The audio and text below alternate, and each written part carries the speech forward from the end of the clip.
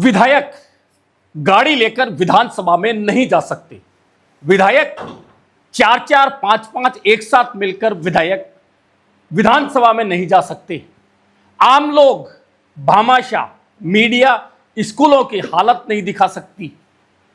लोग हजारों की संख्या में एक हत्याकांड का विरोध कर रहे हैं, लेकिन एसआईटी बनाए जाने के बावजूद हत्यारे 12 दिन से पकड़ में दूर हैं। इधर नए नए फरमान निकल रहे हैं, सहकारी गोदामों में खाद पड़ी है लेकिन लोगों के लिए उपलब्ध नहीं है। लोग 24-24 घंटे लाइन में लगे हैं, उनके लिए नहीं है। छात्रों के लिए छात्र संघ चुनाव नहीं है और सरकार यह कहती है कि उपलब्धियां गिनाइए। अब आप बताइए, अगर उपलब्धियां हैं तो सरकार इन तमाम मुद्दों से बचकर क्यों भागना चाहती है? यह राजस्थान के हालात हैं और राजस्थान में जिस तरह के हालात चारों तरफ चल रहे हैं, अब मुख्यमंत्री भजनलाल शर्मा भले ही कांग्रेस के अंदर गुटबाजी की बातें करके ध्यान भटकाने की कोशिश भले ही करें, लेकिन जो मुद्दे चल रहे हैं, फलोदी में भौरी हत्याकांड का मामला गरमाया हुआ है, हजारों लोग धरने पर बैठे हैं। लेकिन जब तक हत्यारे पकड़ में नहीं आएंगे, सरकार की उपलब्धियां कैसे गिनाई जाएंगी? और जब तक राजस्थान में स्कूलों के हालात नहीं सुधरेंगे, तब तक सरकार की उपलब्धियां कैसे गिनाई जाएंगी? फिर भले ही आप मीडिया का प्रवेश बंद कर दें, अभिभावकों का प्रवेश बंद कर दें, भामाशाहों का प्रवेश बंद कर दें, छात्र संघ चुनाव नहीं होंगे तो सरकार की उपलब्धियां कैसे गिनाई जाएंगी? और उधर कांग्रेस के सामने मौका तो है और कांग्रेस कोशिश भी कर रही है, लेकिन कांग्रेस के कुछ नेता उन तमाम कोशिशों पर पानी भी फेर देते हैं। और पानी कैसे फेर देते हैं, इस पर भी करेंगे बात। और ये जो मुद्दे हैं उन पर भाजपा कैसे गिरेगी, इन पर भी करेंगे बात। मैं हूं जर्नलिस्ट योगेश के शर्मा। अगर चैनल पसंद आए तो लाइक और सब्सक्राइब जरूर कीजिएगा।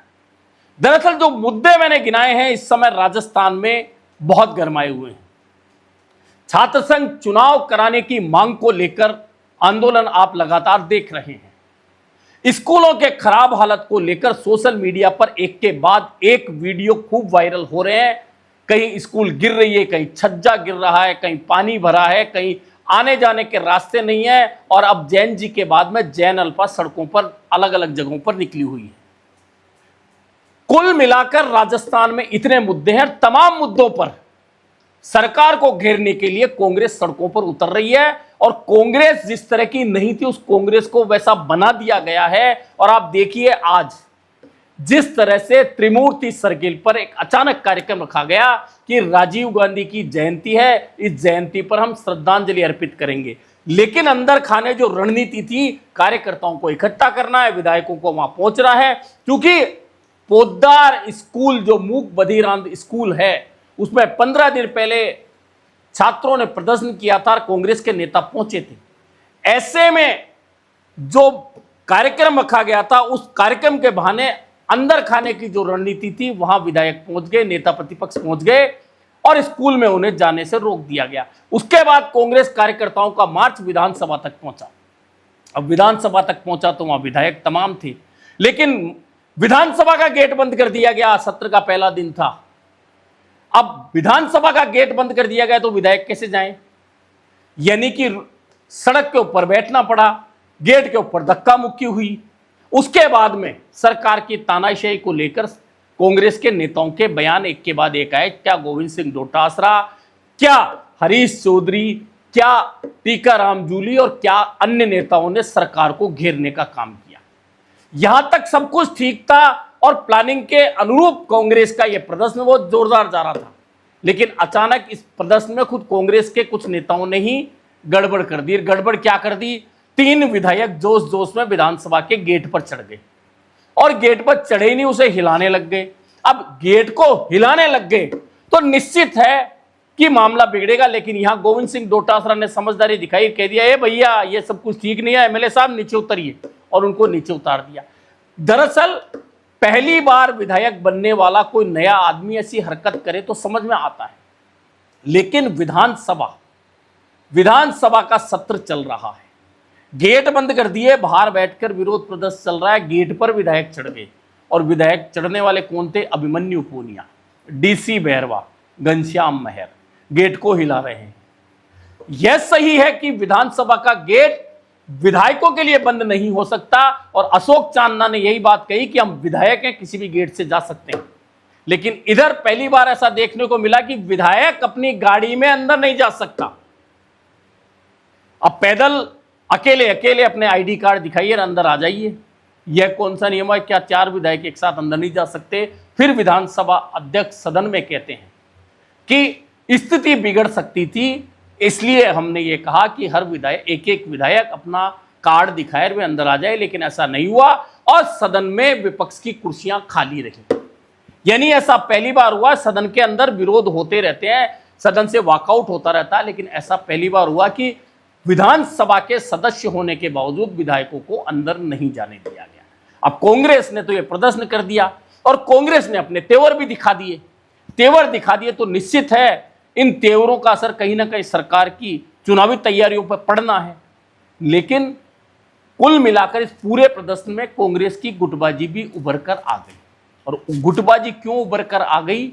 क्योंकि विरोध प्रदर्शन जो पैदल मार्च था उसमें बड़े नेता नहीं पहुंचे। अब बड़े नेता सीधे विधानसभा में अपनी गाड़ी से पहुंचे। उसके बाद उन्हें पता चला कि विधायकों का प्रदर्शन बाहर है, कांग्रेस का प्रदर्शन बाहर है, तो वे निकलकर बाहर आए, कुर्सी पर बैठे, बाइटें दी। यानी कि यहां नजर आ गया कि कांग्रेस के अंदर सामंजस्य की कमी है। गोविंद सिंह डोटासरा, टीकाराम जूली सहित बाकी विधायकों में सामंजस्य है, लेकिन 1-2 बड़े नेताओं के साथ में सामंजस्य बिगड़ा हुआ, यह स्पष्ट रूप से निकल के आया। खैर, ये तमाम बातें भी ढक जाती, लेकिन जो 3 विधायक विधानसभा के गेट पर चढ़े, उन विधायकों का एक ही गुट से होना, क्या यह कोई रणनीतिक रूप से किया गया काम था? क्योंकि विधानसभा में सदन के अंदर और बाहर कोई विरोध प्रदर्शन है, सरकार के खिलाफ कोई काम करना है, तो या तो नेता प्रतिपक्ष कोई निर्देश दे, उसके अनुरूप विधायक चलेंगे, या प्रदेश कांग्रेस के अध्यक्ष कोई निर्देश दे तो पार्टी के लोग उनके हिसाब से चलेंगे। लेकिन ये 3 विधायक अचानक गेट पर चढ़े। क्यों? ऐसा मौका बोलने का दे दिया मीडिया को और भाजपा वालों को कि ये विधायकों को संवैधानिक पद पर जो हैं, क्या ऐसा करना शोभा देता है? यानी कि कुल मिलाकर जो एक अच्छा प्रदर्शन था उसको कहीं ना कहीं बिगाड़ने का काम हुआ। लेकिन बात यहां हो रही है मुद्दों को लेकर। यह तय है कि कांग्रेस आक्रामक है। सदन के पहले दिन ही कांग्रेस ने अपना रुख दिखा दिया कि हम पीछे नहीं हटेंगे, सरकार को नाको चने चबवा देंगे। चाहे वह स्कूलों में मीडिया के प्रवेश पर रोक का मामला हो, चाहे वह भंवरी हत्याकांड में हत्यारों का पकड़े नहीं जाने का मामला हो, चाहे छात्र संघ चुनाव का मामला हो, स्कूलों और शिक्षा की स्थिति को सुधारने का मामला हो, इन तमाम मुद्दों को लेकर और मेडिकल के अंदर जिस तरह प्रसूताओं की मौत हुई अस्पतालों में, उस मुद्दे को लेकर निश्चित है कि कांग्रेस पहले से तय कर चुकी थी कि हम सरकार को घेरेंगे। और यह बात नेता प्रतिपक्ष ने भी कह दी कि सरकार बहुत जल्दी भागना चाहती है, हम चाहते हैं सदन चले, वहां चर्चा हो। लेकिन सरकार सदन को 2-3 दिन चलाने के अलावा भागना चाहती है। और जब आज विपक्ष बाहर बैठा था तो सदन के अंदर जिस तरह से विधेयक लाए गए और उन्हें पारित कराया गया, उसमें कहीं ना कहीं विपक्ष के आरोप सरकार पर जो लगाए जा रहे हैं वे सही भी पारित होते हैं। लेकिन क्या इन मुद्दों को लेकर कांग्रेस जिस तरह से सरकार को घेर रही है, उन मुद्दों को लेकर चुनाव में भी कांग्रेस इसी तरह सरकार को घेरेगी? क्योंकि सरकार को विपक्ष घेरे या नहीं घेरे, लेकिन आम जनता सीधे सरकार से कई मुद्दों को लेकर जवाब मांग रही है। और जवाब मांग रही है तो यह तय मान के चलिएगा कि कहीं ना कहीं चुनाव में यह मुद्दे उठेंगे।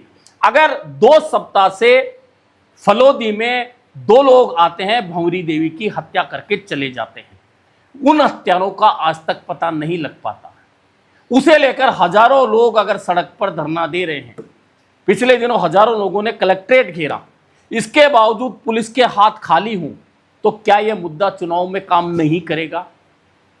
क्या स्कूलों की बदहाली दिखाने से, मीडिया को रोकने से स्कूलों के हालात सुधर जाएंगे? क्या लोगों को खाद बीज नहीं देकर भंडारों में भंडारण किए रखने से क्या हालात सुधर जाएंगे? लोगों के अंदर रोष पैदा नहीं होगा? क्या छात्र संघ चुनाव नहीं कराने से युवाओं में रोष पैदा नहीं होगा? यानी कि कुल मिलाकर सरकार खुद इतने मुद्दों के अंदर घिरी हुई है।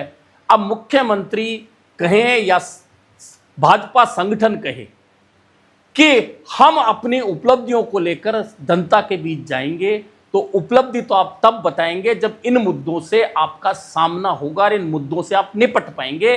कुल मिलाकर राजस्थान में निकाय और पंचायत चुनाव से पहले कांग्रेस ने जिस तरह से राजस्थान में अपनी परफॉर्मेंस को बताया है, निश्चित तौर पर इस बार कांग्रेस सीधे सरकार से जिस तरह से टकरा रही है, ये आज कल और 3 दिन का मामला नहीं है, पिछले 6 महीने 8 महीने से जिस तरह से कांग्रेस ने भाजपा सरकार के खिलाफ प्रदर्शन ही नहीं किए, प्रभावशाली प्रदर्शन किए, चाहे वह जयपुर का प्रदर्शन हो, चाहे वह बीकानेर का प्रदर्शन हो, चाहे वह कोटा का हो या अन्य जगहों पर हो, जिस तरह से कांग्रेस ने अपना प्रदर्शन दोहराया है, निश्चित तौर पर जनता कांग्रेस की इस भूमिका को सराह रही है और भाजपा को फिलहाल तो इन मुद्दों पर जवाब देते नहीं बन रहा है। लेकिन क्या यह मुद्दे जिनमें अब यूजीसी का मुद्दा भी जुड़ जाएगा चुनाव में, अगर ये मुद्दे असरकारक रहे तो निश्चित मान के चलिएगा कि इस बार पंचायत और निकाय चुनाव में